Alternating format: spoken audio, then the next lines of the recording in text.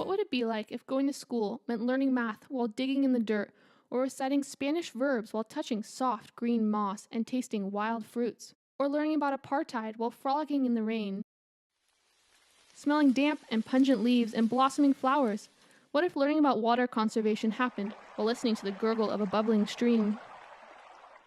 Or the crashing of ocean waves? What if lunch breaks meant listening to the sweet chirping of sparrows, while watching a monarch delicately extract nectar from a bloom?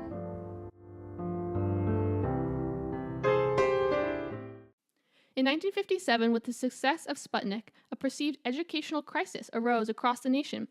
In the name of national defense, the U.S. government increased funding to public education in support of more programs that emphasized science, mathematics, and foreign language. This meant less recreation and more focused, testable learning. There was no room for social-emotional growth, and students became disengaged and unmotivated. There seemed to be no room for their input or customization of the curriculum to fit their interests. Students felt confined by standard routines, government regulation, and lack of freedom in educational institutions.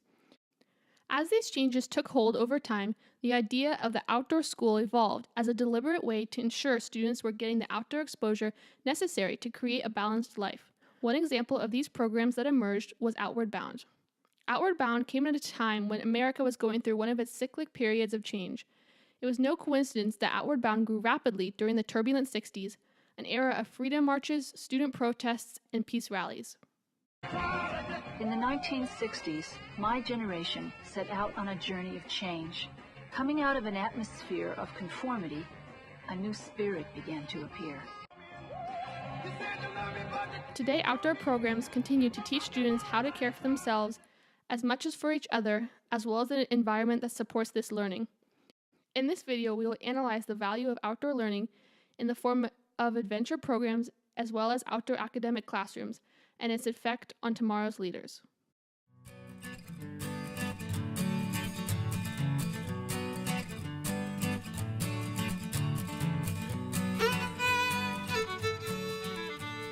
Pierre Walter, a professor of educational studies at University of British Columbia, believes challenges should increase incrementally just above the comfort zone of participants who should receive positive reinforcement for their efforts.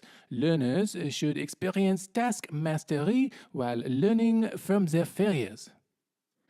There is little opportunity for taking risks in a structured essay for English or a math formula that has been taught since Archimedes' time. When students have the opportunity to attempt an ascent, or push through their comfort zones by abandoning infrastructure while spending cold nights outside, they grow stronger and learn the skills necessary to successfully face the constant challenges that living in the real world presents. In fact, in the recent Outward Bound Outcomes Report, 93% of nearly 3,000 students who had participated in 5-day or longer trips reported an increased level of goal accomplishment and increased beliefs in their ability to succeed. When the students are able to choose their own level of challenge and feel safe doing so, they are more motivated to accomplish their goals and succeed. Without the pressure of attaining success in the form of good grades or relieving pressure from teachers and parents, the outdoors provides opportunities for students to be self-motivated and challenge themselves in ways where they are truly determined to grow.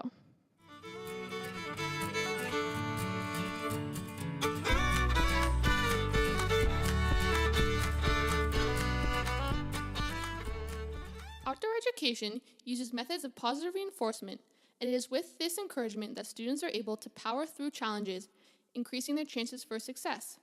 This boost in task mastery has the ability to raise a student's confidence to unprecedented levels. In order to learn more, I interviewed Zoe Unruh, who currently works at Marin Academy during the school year as the Outings Program Assistant, and as an instructor during the summer for Girl Ventures and the City Kids Wilderness Project. Zoe has a BA in Environmental Studies from Washington University in St. Louis. Like for example, on our mini course, if your canoe gets blown across the river, like there's two of you in it, like you've got to step up and deal with that situation. In some cases, without adults. And so I think realizing that you have the capability to do that in your body is something that the outdoors has taught me, and I think has also taught a lot of folks that I've worked with. In 2010, Outward Bound Centers compiled the data from a survey of nearly 600 participants of 1 to 2 day outdoor courses. The data revealed that 81% of students had increases in confidence just from the 1 to 2 day courses. Once students begin attaining confidence, they are better able to realize and voice their opinions in group settings, taking risks by pushing their comfort zones, ultimately directing the energy they spent worrying about their insecurities and failures into motivating others and being leaders back in their communities. Today's teens are going to be the ones in positions of power in less than 10 years. In order to lead our country successfully, teens must learn how to be confident and stay true to themselves in the face of uncertainty. It would be a disaster, for example, if our president was insecure and therefore was manipulated and controlled by others who had not been voted into power.